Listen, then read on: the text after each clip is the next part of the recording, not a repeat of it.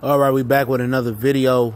Triple G, Gennady Golovkin, depending on how you look at him, and your opinion on him. So your answer may be a little different. A lot of answers may be different. But we asked, if he loses to Canelo Alvarez, is he a Hall of Famer? Is he still an all-time great like many people think he can be or think he may already be right now? This your boy CJ Goodfella back with the Boxing Clinic. If Canelo loses, if Triple G loses to Canelo, what happens to Triple G's career? We seen it with the Shabansky, his cult following stopped.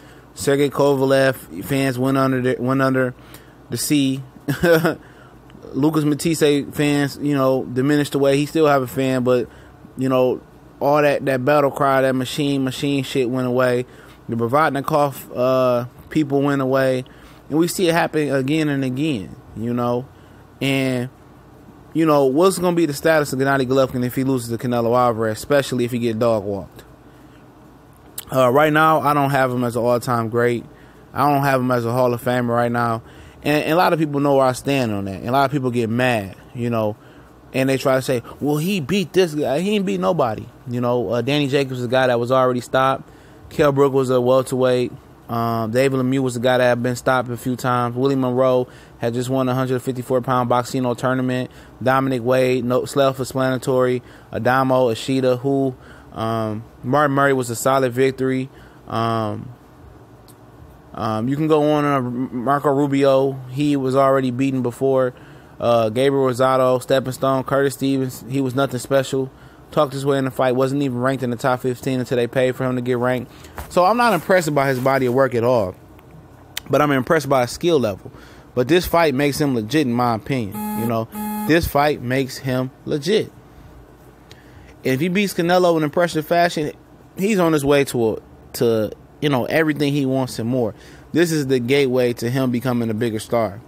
And he trained so hard for this fight that he passed up a chance to see the birth of his daughter, I believe. Because he's focused. This guy's on a mission. I never questioned his talent. I never questioned his ability. I questioned his resume and why he was match made so perfectly.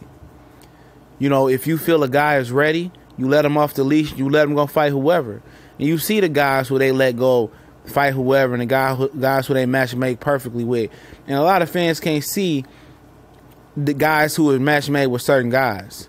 A guy might be match made with guys that can punch, but they have no missiles to get the bomb there. They're limited. Stevenson, Lemieux.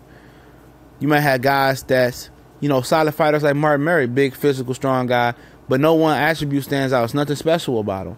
You guys like, he can't be a slick guy, so they go find Willie Monroe, 154-pounder, career 154-pounder, with only a few 5-6 knockouts. Can't punch, so he's not a threat. Gabriel Rosado, we know he's a stepping stone. David Lemieux, they say, a lot of people think he's a big threat. He can punch, but he don't have no skills to get the power there. See how he's match made perfectly? And then the minute that he fights somebody that's a little bit well-rounded, and Danny Jacobs, he looks ordinary. He looks mundane.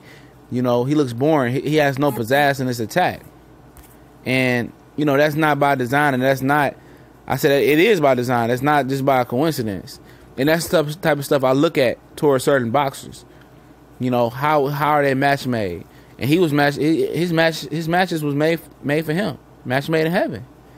And Canelo can prove to do some things. I just did a video about Canelo beating, Triple G. Will he get the credit? He ain't gonna get the credit he's supposed to get. It's gonna be asterisk by it.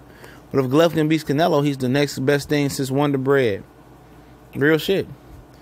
And that's just the story of it, And I'm looking forward to this fight.